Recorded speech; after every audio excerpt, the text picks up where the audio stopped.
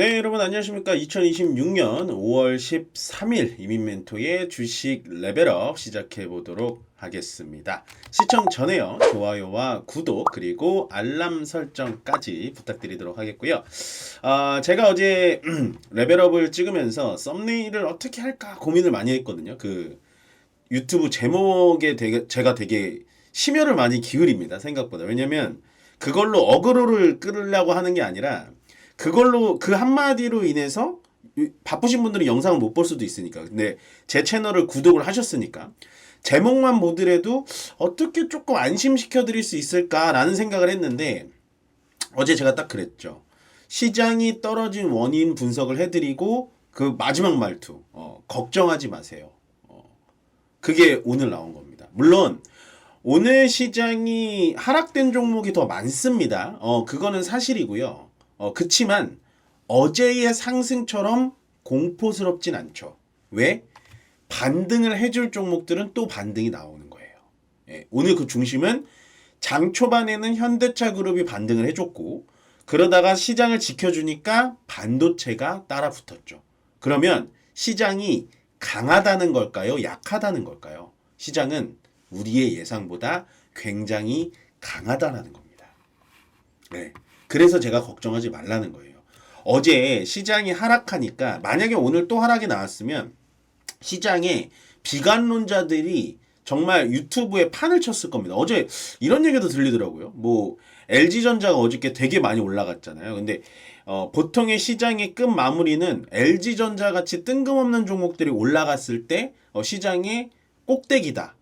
그리고 전체적으로 외국인들이 매도하는 게 코로나 때 전초 증상과 똑같다. 이런 얘기들을 하시는 분들이 나타나면서 이거는 좀 위험한데 라는 생각을 했어요. 물론 지금 보시면 전체적인 매크로 상황이 좋지는 않아요. WTI 유가가 100달러가 넘어갔고 원달러 환율이 1,500원에 근처에 갔고 그 다음에 제가 가장 중요하게 보는 게 뭐라 그랬죠? 미국 10년물 국채 금리입니다.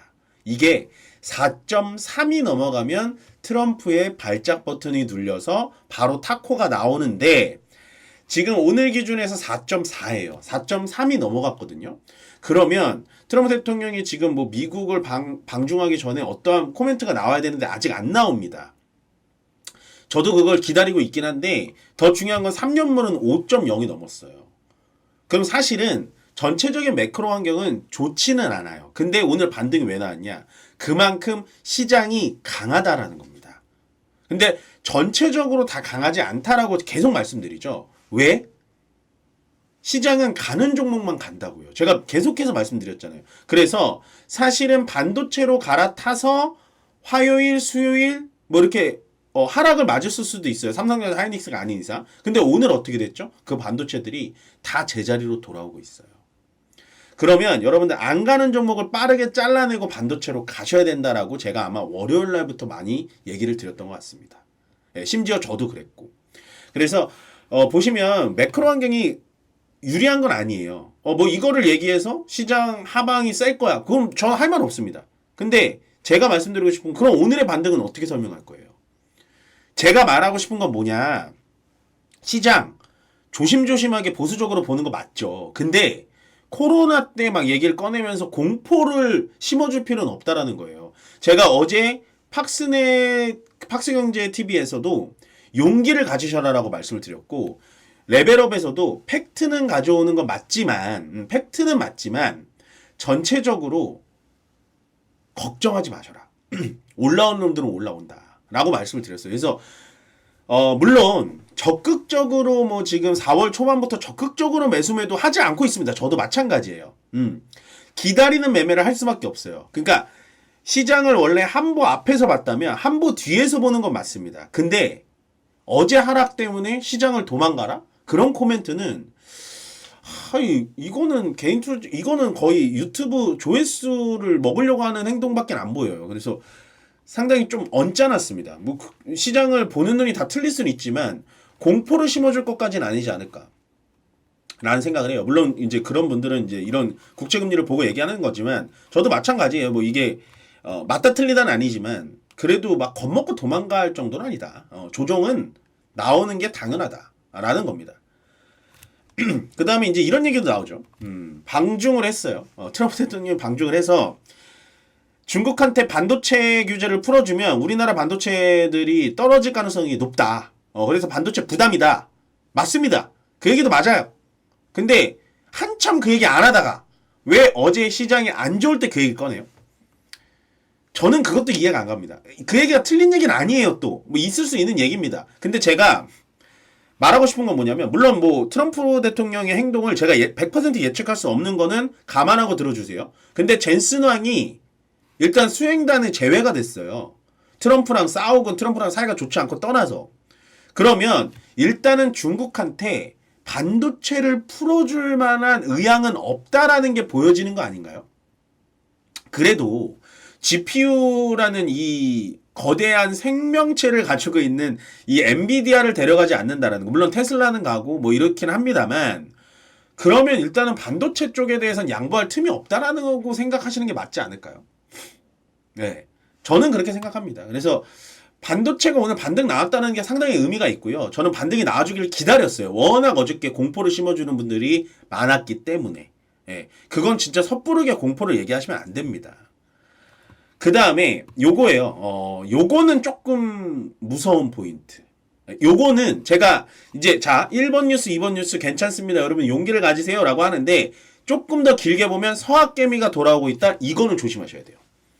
서학개미가 나쁘다는 게 아니고, 서학개미들이 지금 10개월 만에 미국 주식 순매도로 전환하고 있다는 거거든요. 그러면 국내 주식을 사서 주식은 올라갈 겁니다. 증권은 올라갈 건데, 제가 어제 말씀드렸죠.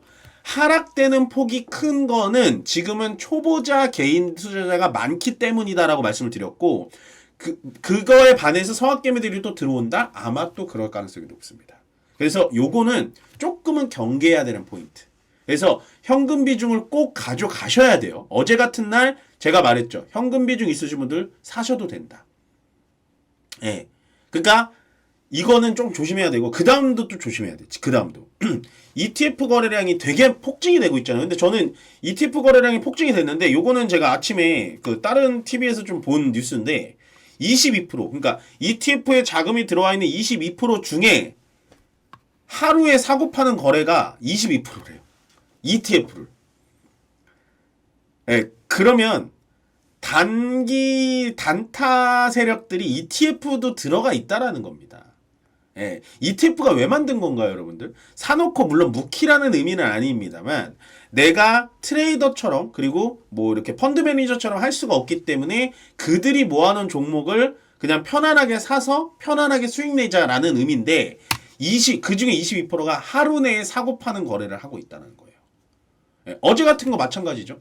ETF가 10% 빠졌을 겁니다. 10시 이후에. 예, 누구누구 때문에 10% 빠졌을 거예요. 그때 들어가서 5% 올라가고 팔고, 그런 게 매일매일 22%가 나오고 있다는 거예요. 그러니까 3번, 4번 뉴스는 우리가 조금은 집중해서 보실 필요가 있다. 근데 제가 드리는 이 경고 사인은 뭐 코로나 때처럼 이제 폭락이 그런 거 아니에요. 그런 거 아니고, 4월 달에 시장이 좋았잖아요. 5월 달도 시장 초반에 좋았잖아요. 무조건 좋지만은 않을 것이다. 그러니까 계속해서 우리는 보수적이게 보고, 계속해서 현금을 마련할 수 있으면 현금을 좀 마련해 놓고, 100% 주식으로 가기에는 좀 애매모호하다라는 거예요. 이런 뉴스들이. 이해되시죠? 예, 공포를 심어드리는 거 아닙니다. 저는 항상 시장의 상방론자입니다. 그 다음에 이제 강세업종, 약세업종을 좀 보여드릴게요. 강세업종, 운송장비. 제가 왜 운송장비라고 적었냐면, 제가 너무나 애틋하게 생각하고 너무나 좋아했던 현대차들이 드디어 올라가줘서. 예, 현대차 그룹. 제가 현대차 그룹 중에 가장 좋아하는 게 누구죠? 현대오토에버. 그 다음에 현대차, 예, 그 다음에 현대글로비스, 현대모비스입니다. 뭐 그 외에 HL 만도라든지 뭐 이런 것도 있긴 한데, 뭐 걔네들을 사느니 제가 항상 강조드리는, 물리더라도 대장주에 물려야 되거든요.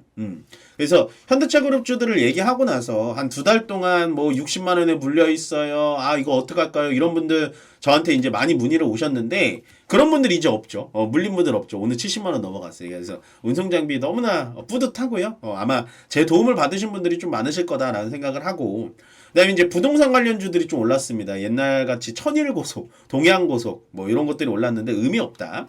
그 다음에 이제 반도체가 전체적으로 올라간 게 중요해요. 원래는 반도체 대형주인 SK 하이닉스, 삼성전자만 올라갔었는데 오늘은 코스닥에서도 반도체만 올라갔고요. 거기에 기판까지도 같이 올라갔습니다. 예, 그렇기 때문에 반도체는 여전히 세다.